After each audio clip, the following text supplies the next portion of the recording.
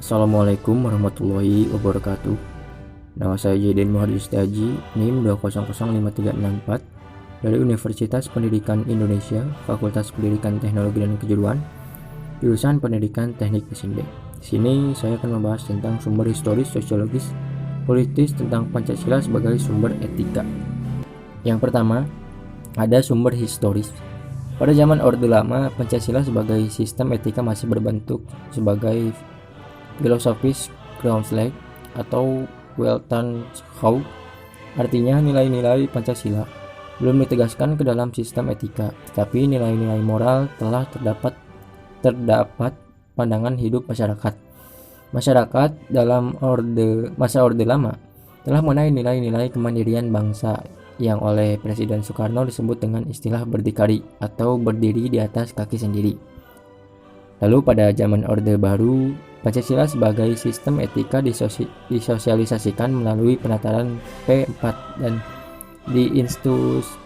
diinstitusionalkan dalam wadah BP7. Lalu pada era reformasi, Pancasila sebagai sistem etika tenggelam dalam hiruk-pikuk perebutan kekuasaan yang menjurus kepada pelanggaran etika politik. Salah satu bentuk pelanggaran etika politik adalah abuse of power, baik oleh penyelenggara negara legislatif, eksekutif, maupun yudikatif. Penyalahgunaan kekuasaan atau kewenangan inilah yang menciptakan korupsi di berbagai kalangan penyelenggara negara. Nah, yang kedua ada dari sumber sosiologis. Sumber sosiologis Pancasila sebagai sistem etika dapat ditemukan dalam kehidupan masyarakat sebagai etnik di Indonesia. Misalnya orang Minangkabau dalam bermusyawarah memakai prinsip bulat air oleh pembuluh, bulat kata oleh mufakat. Masih banyak yang mutiara kearifan lokal yang bertebaran di bumi Indonesia sehingga memerlukan penelitian yang mendalam. Lalu ada dari sumber politis. Sumber politis Pancasila sebagai sistem etika terdapat dalam norma-norma dasar sebagai sumber penyusun berbagai peraturan perundang-undangan di Indonesia.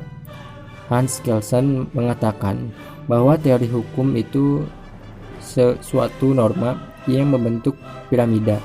Norma yang lebih rendah memperoleh kekuatannya dari suatu norma yang lebih tinggi. Semakin tinggi norma, akan semakin abstrak sifatnya, dan sebaliknya.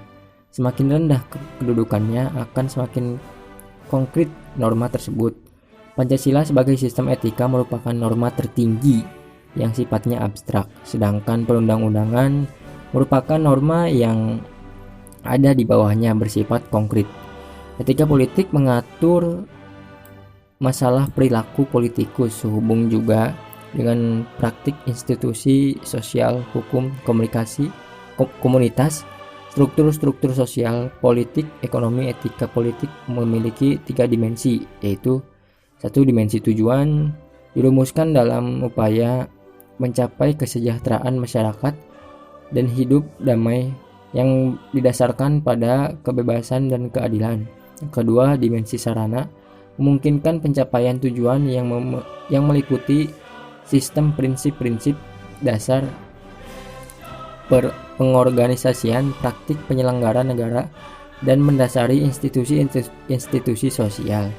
Yang terakhir, dimensi aksi politik berkaitan dengan pelaku, pemegang peran sebagai pihak yang menentukan rasionalitas politik. Rasionalitas politik terdiri atas rasionalitas tindakan dan keutamaan. Tindakan politik dinamakan rasional bila pelaku mempunyai orientasi, situasi, dan paham.